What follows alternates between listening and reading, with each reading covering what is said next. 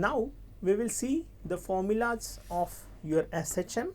So first, before defining that your acceleration of SHM, so let's define the differential equation also for this SHM, and then we will get the acceleration.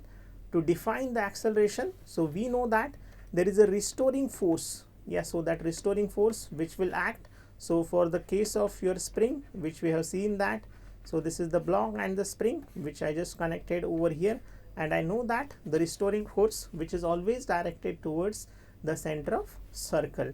So I can write it down, F is equals to ma, and that is nothing but minus kx. So ma plus kx is equals to 0.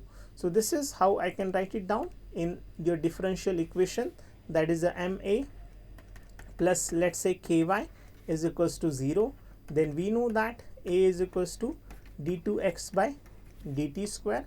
So again this is your d2x by dt square plus your ky is equals to 0. Then again, instead of this, so if I just consider that your, let's say, when I'm just talking about this one, so here for this example I will just consider, let's say, it is x itself. Yeah, so either you can just take it in terms of x or in terms of y also. Yeah, so this is m d2x by dt square plus kx is equals to 0. Then making the coefficient of this one, d2x plus dt square plus k by m into x is equals to 0.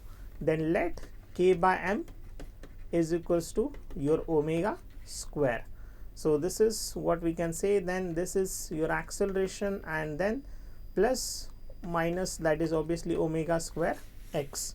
So the same equation. So this is the differential equation of your simple harmonic motion.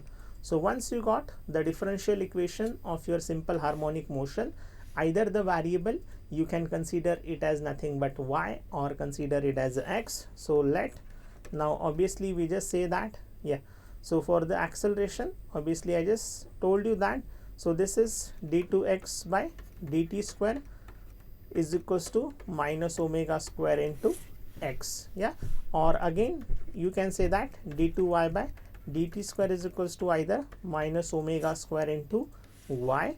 So a is equals to simple minus omega square into I. So this is the acceleration. So this is the acceleration of the particle which is performing the SHM. Obviously the particle which is performing SHM, consider the example of this simple bob. So when it is going to the extreme position, its velocity is going to decrease. Yeah, so obviously the rate of change of velocity, which is nothing but the acceleration. So the acceleration which is continuously changing over here. Yeah, so you can say that, or the velocity obviously is changing, and from that you can get the value of your acceleration in the simple harmonic motion over here. So this is what we can say, that either AC is equals to minus omega square x or minus omega square into y. So from this you can even calculate the maximum and minimum value of acceleration. The maximum value, so how you will calculate the maximum value, at which position the acceleration is maximum. So this is the mean position, this A and B, they are the extreme position. So when the particle is at A or B, the displacement is maximum. Let's say A is the amplitude. Yeah, so this small a is nothing but your amplitude, that is the maximum displacement. So definitely this y will be maximum when y is equals to a.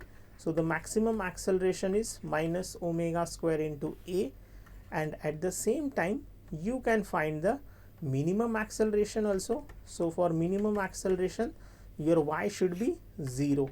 Yeah, so the displacement has to be 0.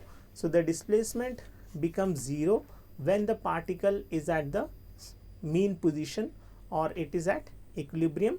So at that point, so the displacement is 0 and the acceleration at the mean position becomes 0. So you can find the expression for acceleration. From that you can find the maximum as well as the minimum value of your acceleration also. So this is about the acceleration.